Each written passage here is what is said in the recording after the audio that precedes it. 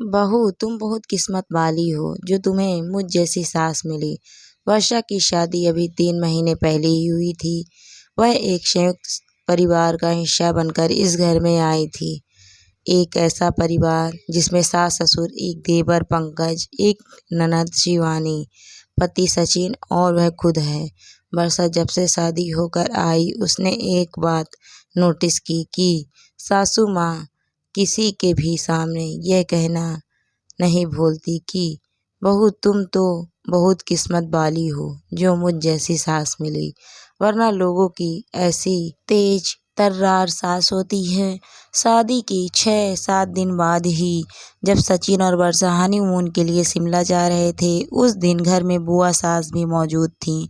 अपना सामान लेकर वर्षा और सचिन बाहर आए और सचिन सामान गाड़ी में रखवाने लगा और वर्षा बुआ सास और सासू माँ के पैर छूने उनके पास गई। जैसे ही उसने सासू माँ के पैर छुए तो सासू माँ आशीर्वाद देने की जगह बोल पड़ी, अरे बहू, तुम तो बहुत किस्मत वाली हो जो तुम्हें मुझ जैसी सास मिली। वरना हमारे परिवार में तो आज तक शादी के बाद कोई बाहर घूमने भी नहीं गया।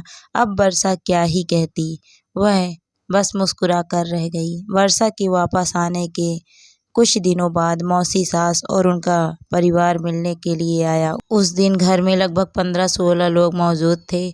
सबका खाना घर में ही बनाना था तो दोनों मौसी सास और उनकी बेटियां सासू माँ भी रसोई में वर्षा की मदद कराने लगी। काम करते करते हंसी मजाक भी चल रहा था कि अचानक काम करते ही सासू माँ ने अपना तकिया कलाप बोल ही दिया, अरे बहू, तुम तो बहुत ही किस्मत वाली हो जो तुम्हें मुझ जैसी सास मिली। वरना सास तो ऐसी होती हैं कि बहू अकेले रसोई में काम करती रहे, वह तो आकर झांकती भी नहीं, और अगर गलती से झांक भी लिया तो 10 कमियां ही निकालती हैं।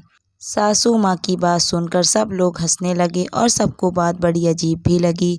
वर्षा जान चुकी थी कि सासू माँ की आदत है कि वह उसे हर किसी के सामने दोहरा ही देती हैं। यहाँ तक कि किसी चीज़ की इजाज़त भी देती हो तो पहले इस बात को ज़रूर बोलती हैं, जैसे शायद कोई एहसान कर दिया हो। अभी कुछ दिनों पहले की बात है, सचिन किसी टूर पर गया हुआ था। वहाँ से आते समय वह वर्षा के लिए एक सूट लेकर आया। सास ससुर ने कोई ऑब्जेक्शन नहीं उठाया, पर जैसे ही वर्षा सूट पहनकर बाहर आई वैसे ही झट से सासू माँ बोल पड़ी, बहू, तुम बहुत किस्मत वाली हो जो तुम्हें मुझ जैसी सास मिली। वरना सास तो कभी बहू को सूट पहनने की इजाज़त भी नहीं देती, बल्कि उससे लड़ने को तैयार हो जाती हैं।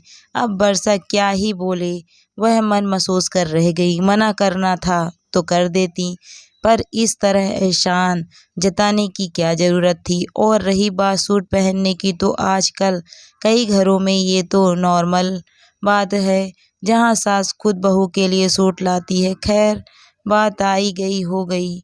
अब वर्षा को सासू माँ की ये बात बोलने से परेशानी होने लगी थी। उसने मन ही मन कुछ सोच लिया था। अगले रविवार को बुआ सास सब लोगों से मिलने आई थी। वर्षा, बुआ सास और सासू माँ तीनों लोग हॉल में बैठकर चाय पी रहे थे और वह साथ में हंसी मजाक भी कर रहे थे। और अपनी आदत के अनुसार सासू माँ बोल पड़ी, अरे बहू, तुम तो बहुत किस्मत वाली हो कि तुम्हें मुझ जैसी सास मिली। वरना लोग तो बहू को खूंटे से बांध कर रखते हैं, हंसना बोलना तो बहुत दूर की बात है। इतना बोलकर सासू माँ चाय घूंट मुंह में लेने लगी कि वर्षा बोल पड़ी, हाँ मम्मी जी, वैसे यह बात तो है कि मैं किस्मत वाली हूँ, पर आपको भी यह बात तो माननी पड़ेगी कि सासू माँ, आप भी बहुत किस्मत वाली हैं जो आपको मुझ जैसी बहू मिली। नहीं तो आजकल की बहुएं तो ऐसी होती हैं कि उन्हें जबरदस्ती खूंटे में बांधा जाए तो सींग मारने को तैयार हो जाती हैं ना। बुआ जी, सही कह रही हूँ ना मैं? सुनते ही बुआ जी भी मंद मुंद मुस्काने लगीं और बोली, हाँ बहू, बिल्कुल सही कहा तुमने। अपनी नंद को बहू की हाँ में हाँ मिलाते देखकर सासू माँ झेप गईं और उस दिन के बाद सासू माँ अपना यह तकिया कलाप लगभग भूल ही गईं, क्योंकि अब वह जान चुकी थी कि उन्होंने कहा तो बहू भी उन्हें जवाब जरूर देगी। इसीलिए उन्होंने अपनी इस आदत को हमेशा के लिए भुला दिया। दोस्तों, आपको कहानी कैसी लगी कमेंट करके ज़रूर बताइएगा। कहानी अच्छी लगी है तो वीडियो को लाइक शेयर ज़रूर करें। वीडियो को पूरा देखने के लिए आपका बहुत बहुत धन्यवाद दोस्तों।